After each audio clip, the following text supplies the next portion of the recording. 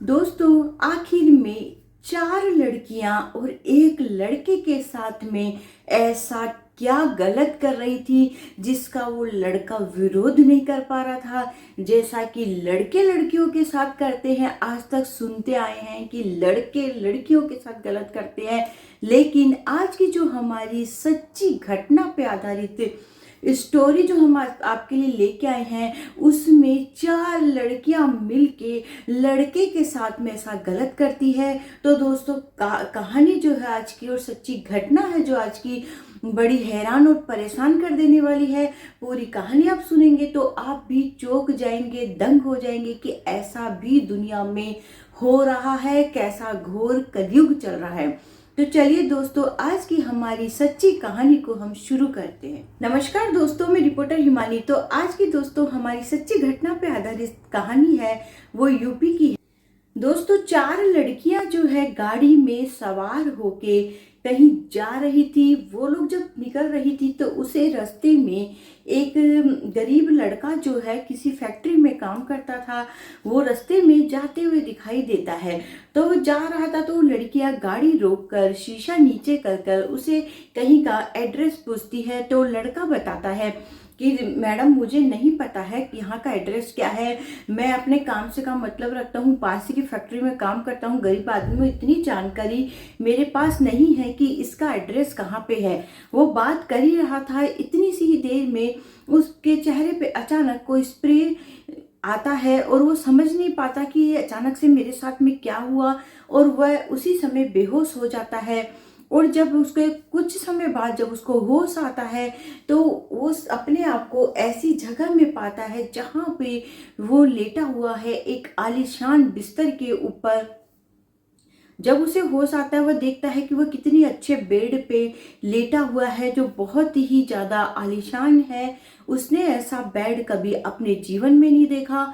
वह देख के दंग रह जाता है। वह सोचने लगता है कि मैं जो रोड पे चल रहा था, अचानक से मैं यहाँ कैसे आ गया।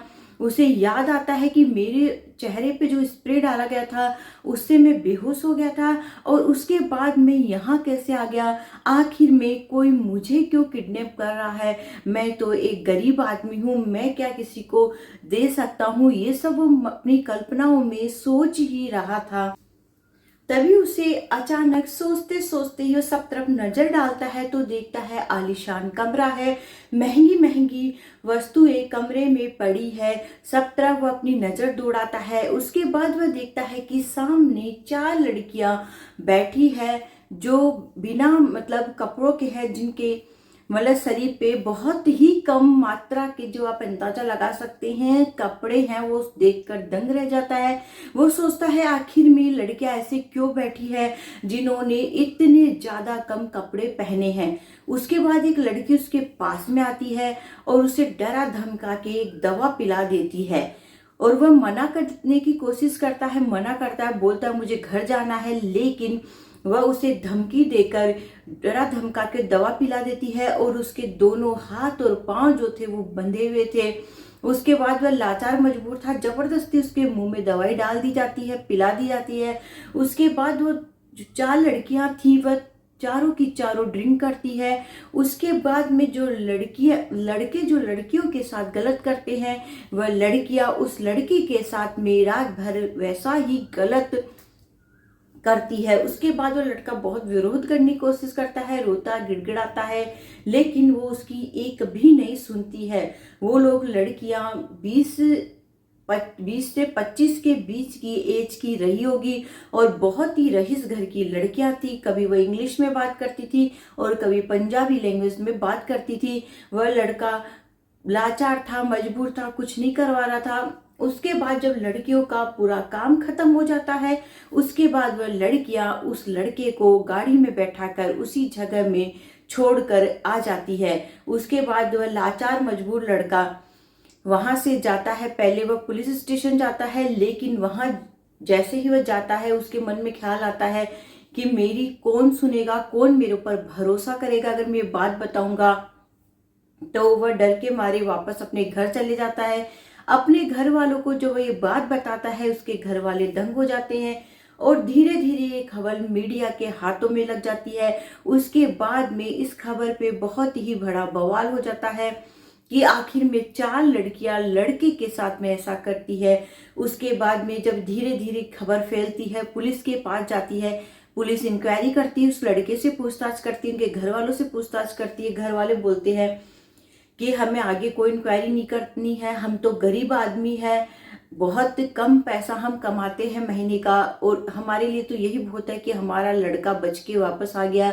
अगर वो लड़कियां इसके जान के साथ भी कुछ गलत कर सकती थी तो हमें यही खुशी है कि हमारा जो बच्चा है वो बच गया है, हमें आगे कुछ नहीं करना है। लेकिन जो पुलिस है वो चाहती थी कि छानबीन की जाए और पूरी बात की गहराई की से जांच पड़ताल की जाए कि आखिर में लड़कियां इसी के साथ की है कि और लोगों को भी इन्होंने शिकार बनाया है।